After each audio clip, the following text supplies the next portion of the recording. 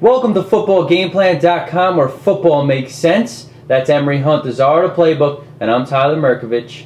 And we're bringing you an SEC championship preview that will determine one of the two teams in the national championship game. We have Alabama and Florida for the second straight year. These two teams very similar. The Gators have the #1 overall defense in America, and Alabama has the #3 overall defense in the nation. Both teams giving up exactly 233 yards per game.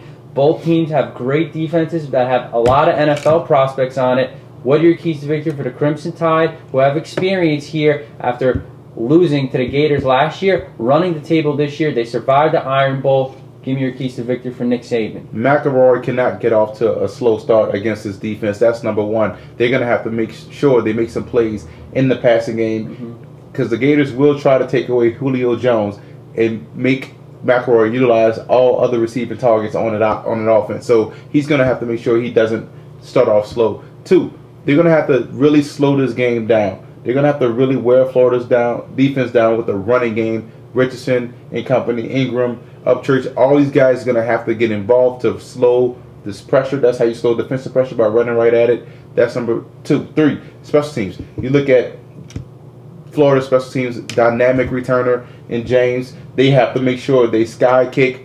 Don't allow him to return a football that is field position, that is a game breaker, that can hurt you if you allow him to touch the rock. It's going to be very interesting. These teams so similar. Alabama rushes just over 5 yards per carry. So does the Gators.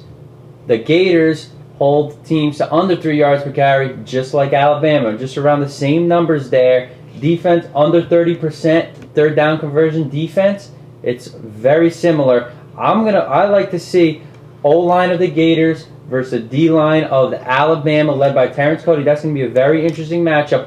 But what are your keys to victory for Urban Meyer, Tim Tebow? How does he go out a winner here? Well, you brought it up. #1, you look at Pouncey, the center, versus Cody. That is a huge matchup, especially in stopping the spread. Cody is going to have to play a huge role, so they have to get him blocked up front. So you're right. The #1 matchup is Florida's O-line versus Alabama's defensive line. That's #1. 2, Tebow's passing.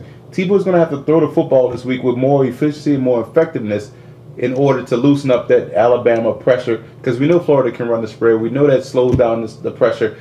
Can Tebow make those plays with his arm this week? That's what's going to have to happen. And 3rd, they're going to really have to double team Julio Jones.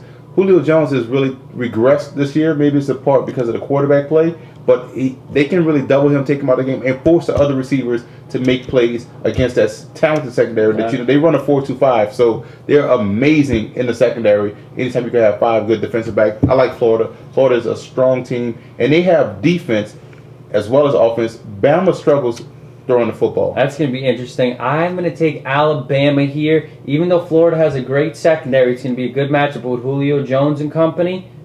This game will be won in the second quarter.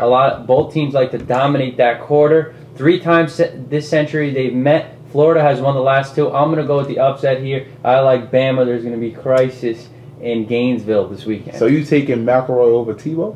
Absolutely. We got an upset here. For more, visit footballgameplan.com/NCAA.